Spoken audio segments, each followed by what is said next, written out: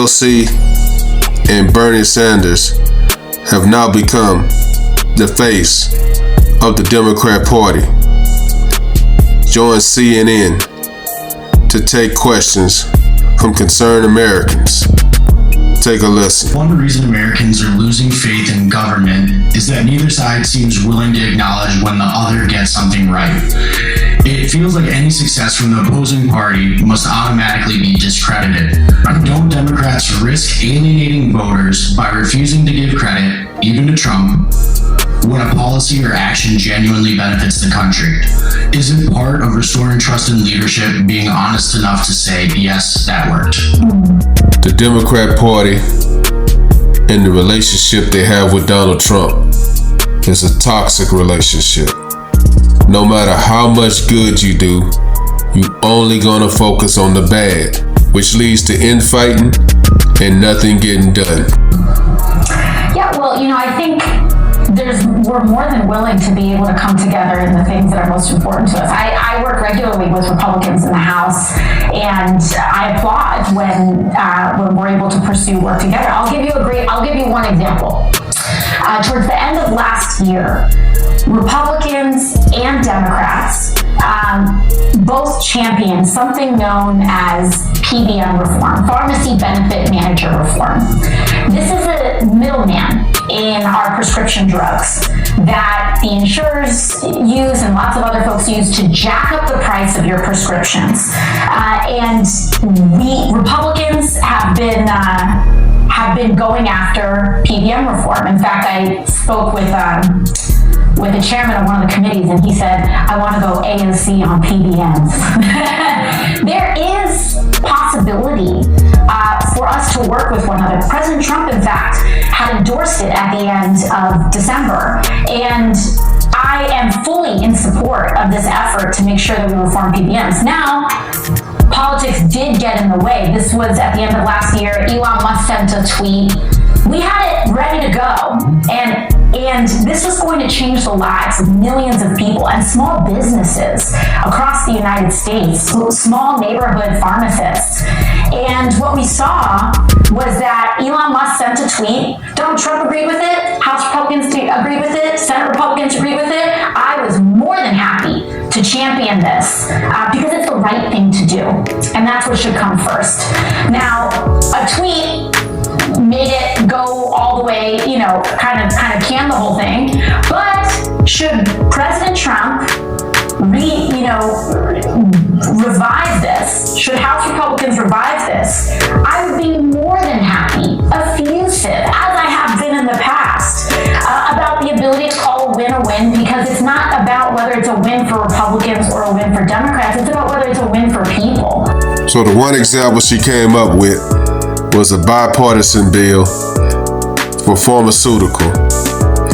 And she basically shot that down and pointed the finger and blamed the Republicans and Elon Musk. I just believe AOC and Bernie Sanders, they hard to get along with and they hard to work with, period. As far as credit is just some people have to buy things that they can't afford to pay for cash. So credit is just non-existent to me, in my opinion. Do your job, go home. Can I ask you on that front? I don't think I've seen you say anything publicly, maybe I'm wrong, about the ceasefire in Gaza. Do you believe President Trump deserves credit for that? Well, I find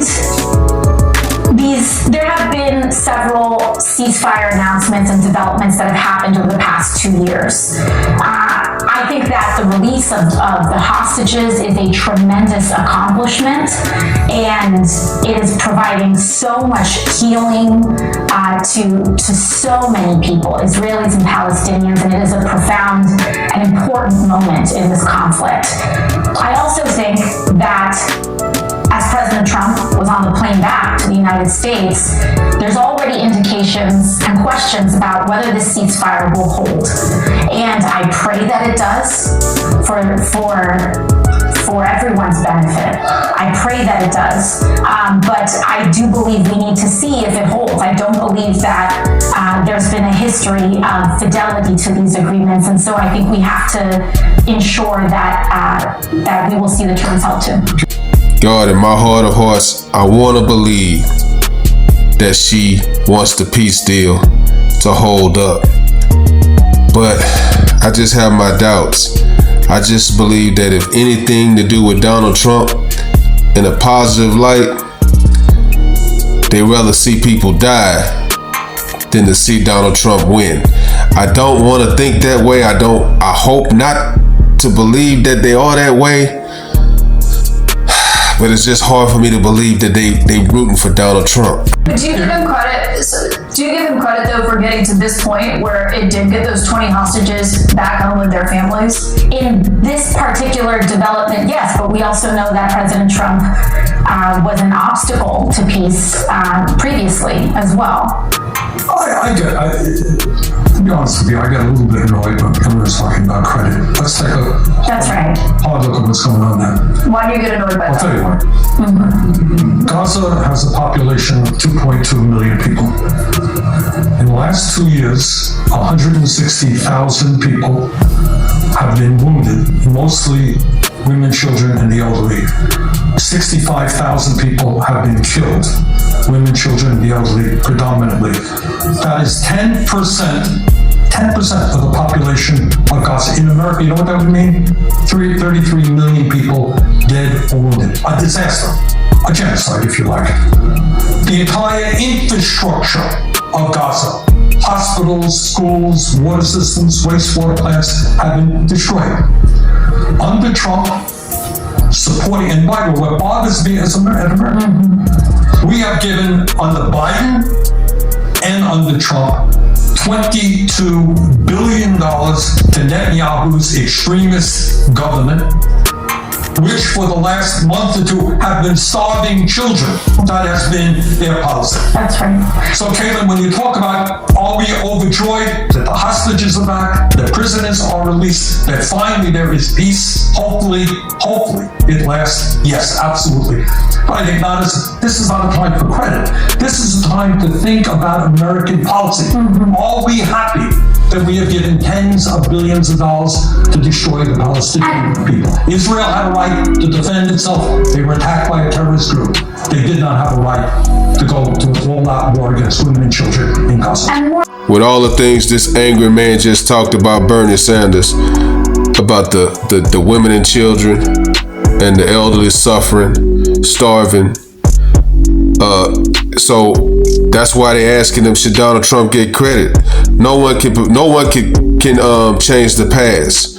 But do you give him credit for getting the ceasefire deal in the Middle East? Now again, I said earlier, credit is only for people that want to buy something but can't pay for it cash. But there's no such thing to me as credit.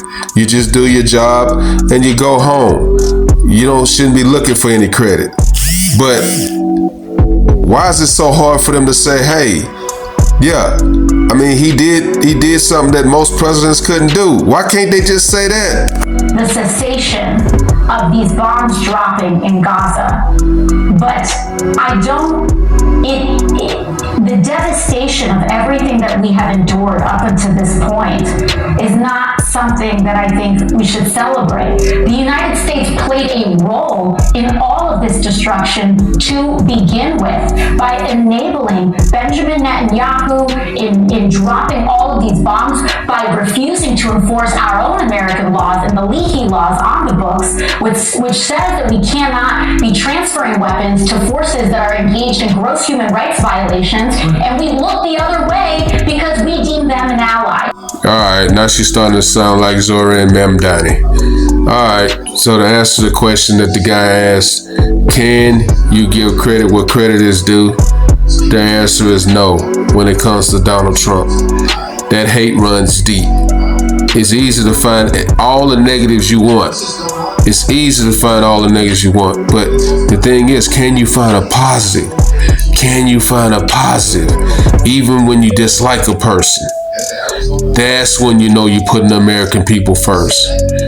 Let me know what you guys think. Like, comment, subscribe. Follow God, not culture.